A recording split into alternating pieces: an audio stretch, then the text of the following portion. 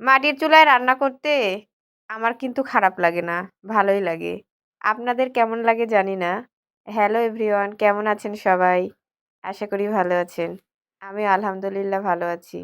আজকে রান্না করব শুরুতেই ছোট মাছ। ছোট মাছের চচ্চড়ি করব। তার জন্য কিন্তু প্রথমে আমি কড়াইয়ে পেঁয়াজ, মরিচ আর মশলাগুলো দিয়ে এটা ভালো করে আগে মেখে নিব। ছোট মাছের তরকারি কিন্তু মাখানোর ওপরে স্বাদটা নির্ভর করে। যত ভালো করে মাখানো যায় স্বাদটা কিন্তু তত ভালো হয়। আগে আমি মশলাগুলো পেঁয়াজ মরিচগুলো মেখে নিলাম, তারপরে কিন্তু মাছটা দেওয়ার পরে আবারও একটু মেখে নিলাম। তারপরে মাখানো হয়ে গেলে আমি হাত ধুয়ে হালকা একটু পানি দেব, বেশি পানি কিন্তু দেব না। যেহেতু পেঁয়াজের তরকারি, পেঁয়াজ দেওয়া হয়েছে বেশি, তাই বেশি পানি দিলে কিন্তু নরম হবে, খেতে ভালো লাগবে না। তো সর্বশেষে কিন্তু আমি ফুলকা দিয়ে দিলাম। আমরা কিন্তু এগুলোকে ফুলকা বলি। অনেকেই কিন্তু পেঁয়াজের কলি বলে, কিন্তু আমাদের আঞ্চলিক ভাষায় আমরা ফুলকা বলি। তো ছোট মাছের চচ্চড়িটা হওয়ার পরে ভাবলাম যে একটু পেঁয়াজি তৈরি করি। ইফতারিতে তো ভাজা পোড়া ছাড়া একেবারেই চলে না। ইফতারিতে কিন্তু সব রকম ভাজা পোড়াই তৈরি করি, কিন্তু সবগুলোই পরিমাণে অল্প অল্পই তৈরি করি, আর অল্পই কিন্তু ইফতারিতে ভাজা পোড়াটা খাই। পেঁয়াজি তৈরি করার পরে সিম ভাজি করব, তার জন্য পেঁয়াজ আর কাঁচামরিচটা তেলে দিলাম, তারপরে সিম, ফুলকা আর আলুটা দিয়ে দিলাম। পরিমাণ মতো হলুদ আর লবণ দিয়ে লো হিটে কিন্তু সিম ভাজিটা করব।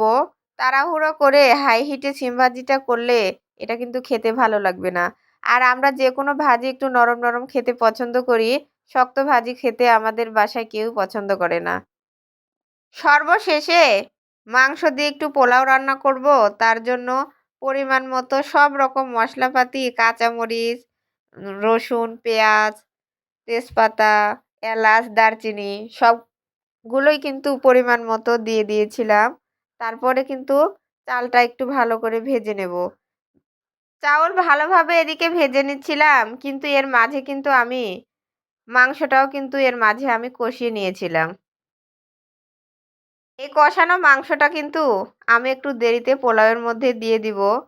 ভালোভাবে আগে আমি চালটা ভেজে নেব। তারপরে পরিমাণ মতো এতে পানি দিয়ে দিলাম। তারপরে এটাতে বলক আসার পরে এর মধ্যে কিন্তু আমি একটা পাতা দিয়েছিলাম।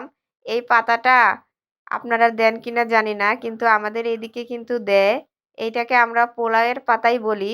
যে কোনো পোলাও রান্নাতেই কিন্তু আমরা এই পাতাটা দিই। দিলে একটা অন্যরকম একটা ঘ্রাণ আসে। তো আমার ভিডিওটা যদি ভালো লাগে তাহলে অবশ্যই লাইক, কমেন্ট, শেয়ার করবেন, করে আমার পাশে থাকবেন।